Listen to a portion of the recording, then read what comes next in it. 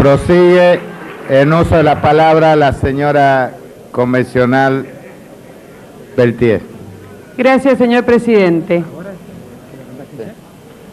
Este clima festivo que hoy vive esta constituyente por el reconocimiento del derecho a los indígenas no es menos importante que el tratamiento de dos institutos o tres que vienen a ratificar la seguridad de todos los argentinos para poder ejercer plenamente los derechos reconocidos, expresa o implícitamente en la Constitución Nacional.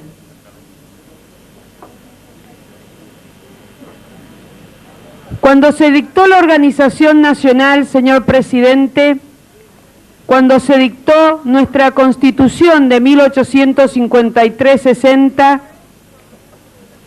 se reconoció una serie de derechos inherentes a la dignidad de la persona humana y en base a eso se incluyó el artículo 18 que habla que nadie puede ser detenido sin orden escrita de autoridad competente. Estas simples palabras, junto con todo el plexo jurídico de la primera parte de nuestra Constitución Nacional, ha permitido al ejercicio jurisdiccional elaborar una importante institución para la defensa de los demás derechos a través del reconocimiento del habeas corpus. Ruego a los señores convencionales que están de pie tomar asiento para que pueda desde la presidencia observar a la oradora. Muchas gracias. Gracias, señor presidente. El Partido Demócrata de Mendoza, conjuntamente con el Partido Demócrata Progresista, Fuerza Republicana y la Alianza Liberal de Centro, firmaron un despacho en minoría en la Comisión de Nuevos Derechos y Garantías referido a la exclusión expresa de las acciones de amparo y de habeas corpus. Quiero decir, señor presidente, que vamos a adherir al nuevo texto que figura en el orden del día 10 y que ha sido firmado además del Partido Demócrata y el Partido Demócrata Progresista, por el Partido Renovador de Salta.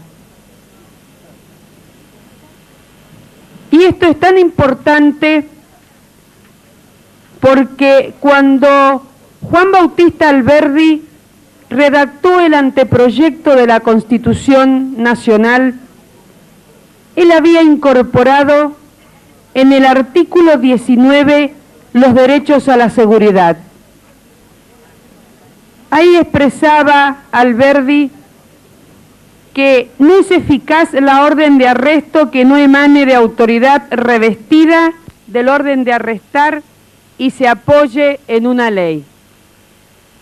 Este artículo, mencionado por el mismo preclaro visionario tucumano, decía él que se basaba en el artículo 2, sección 9 de la Constitución de los Estados Unidos, aunque en realidad se basa en el artículo 1.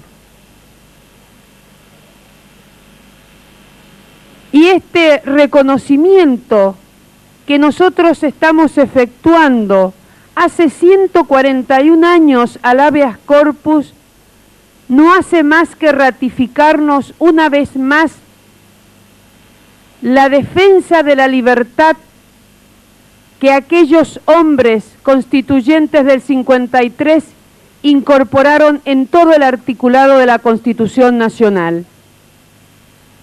Y quiero señalar, señor presidente, que me ha complacido profundamente la denominación de la defensa de derechos humanos, pero yo no puedo, una vez más, dejar de recalcar que estos derechos individuales o subjetivos, podemos decir, reconocidos en nuestra Constitución, son los que hoy Naciones Unidas habla como derechos humanos de la primera generación. Y en ese sentido quiero rescatar el pensamiento de los constituyentes de 1853-60, que también habían incluido normas de ese tipo en otras constituciones provinciales.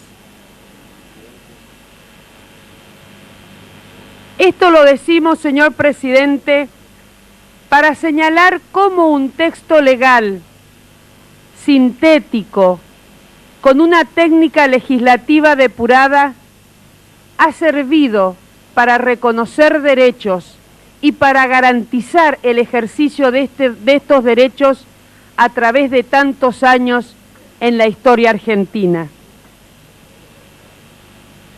Y debo rescatar también, señor presidente, que la primer constitución provincial argentina, donde se incorporó una norma expresa de habeas corpus en el año 1819, anterior a la Constitución de 1853, fue precisamente la de esta provincia donde hoy está funcionando la Convención Nacional Constituyente.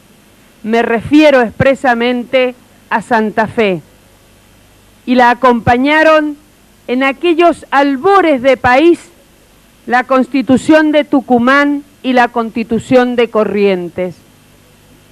Es indudable, señor presidente, que estos institutos, o especialmente el habeas corpus, que lo que hace es garantizar la libertad física o ambulatoria, que es más amplia que la libertad física, ya tenían en la conciencia de los organizadores de este país un lugar destacado.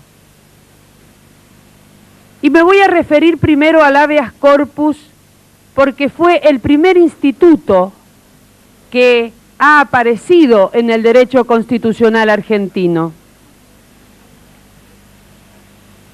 Tan es así que, por supuesto, doctrinariamente hay diferentes posturas de si el reconocimiento explícito o implícito se le daba en la Constitución del 53. Yo voy a rescatar, señor presidente, la postura de un eminente doctrinario convencional de esta constituyente, el doctor Quiroga Lavie, que al habeas corpus le da un reconocimiento implícito y operativo, y en el mismo sentido... Si me disculpa, señora convencional, sí. Ruego a los señores convencional tomar asientos en su banca y prestar atención a quien está haciendo uso de la palabra. Continúa, señora convencional. Gracias, señor presidente. De cualquier manera, no se preocupe. Los provinciales generalmente sabemos que hablamos nada más que para el diario de sesiones. Gracias. Y para la presidencia, que siempre les presta atención. Muchas gracias, señor presidente. Por otra parte, el doctor Néstor Sagués expresa que cuando en la Constitución Nacional, en el artículo 23, se habla de estado de sitio y se habla de la supresión de las garantías constitucionales en ese momento, esa norma es la que es más similar a la cláusula norteamericana de suspensión del habeas corpus. Y yo quiero traer la historia a esta convención constituyente para rescatar el espíritu progresista de nuestra Constitución de 1853-60 y señalar que, si bien coincidimos en la incorporación expresa de estos institutos, su no inclusión no ha significado que no hayan tenido formulación jurisprudencial primero y legal después en todo el territorio de la República Argentina. Actualmente, señor presidente, el habeas corpus está mencionada en muchas constituciones de las provincias argentinas. pero yo quiero rescatar el texto de la Constitución de Mendoza de 1916, y lo quiero rescatar porque esta Constitución, que fue la primera en el mundo que incluyó normas de sentido social entre su articulado, dispone expresamente en el artículo 21 que toda persona detenida podrá pedir por sí u otra en su nombre que se la haga comparecer ante el juez más inmediato. Y menciona también el auto de habeas corpus para que este instituto tenga una expresión operativa.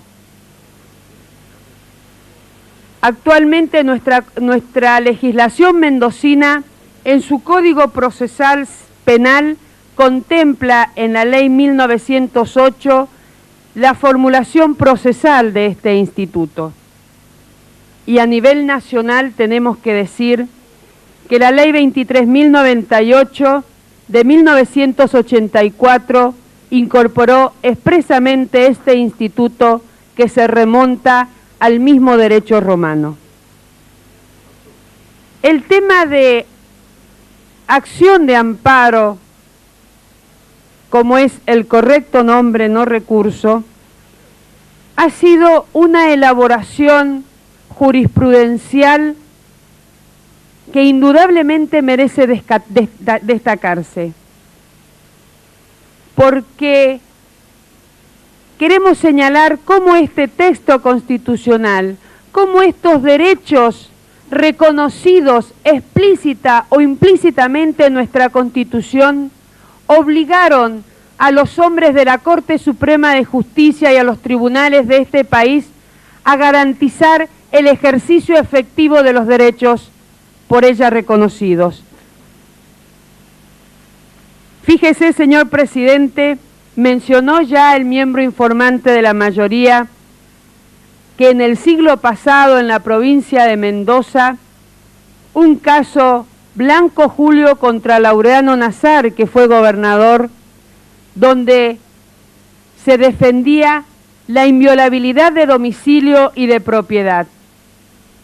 Y cómo a partir de ahí y hasta los casos Siri y Cot en 1957, en 1956, este instituto fue creciendo en el espíritu de proteger la libertad personal y el ejercicio de los derechos de todos los habitantes de este país. Además, quiero destacar expresamente, señor presidente, que en aquella convención de 1957 hubo un proyecto de dos demócratas mendocinos de trayectoria nacional que incluían expresamente la acción de amparo en el texto, que fueron los doctores Adolfo Vicky y Emilio Jofré. Uno de ellos aún vive y aún sigue señalándonos el camino en la provincia de Mendoza. Este amparo, señor presidente, que ha recibido también la legislación en muchas constituciones provinciales y con una gran tarea de la doctrina nacional para favorecer la expansión de este instituto, tuvo su consagración expresa a través de la Ley 16.986, que consagraba el amparo cuando quien violara, amenazara o restringiera el ejercicio de los derechos fuera la autoridad pública. Y posteriormente la Ley 17.454 amplió esa defensa a la acción de los particulares que de alguna manera perturbaran el legítimo ejercicio de los derechos por parte de los habitantes argentinos. No tienen regulación en el país o que no tienen reconocimiento. Estos dos institutos, señor presidente, gracias al texto de nuestra Constitución de 1853-60, tenían reconocimiento, vigencia y normativa legal en nuestro país. Y yo quiero señalarlo porque muchas veces no ejercemos nuestros derechos porque no los conocemos. No sabemos qué garantías tenemos porque no las conocemos.